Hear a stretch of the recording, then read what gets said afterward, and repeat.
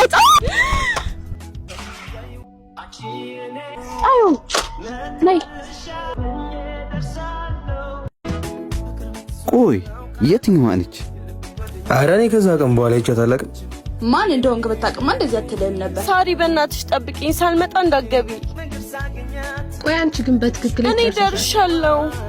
አው ግቢ ገብቻለሁ። በእውነት ልጅቷ አታምርም?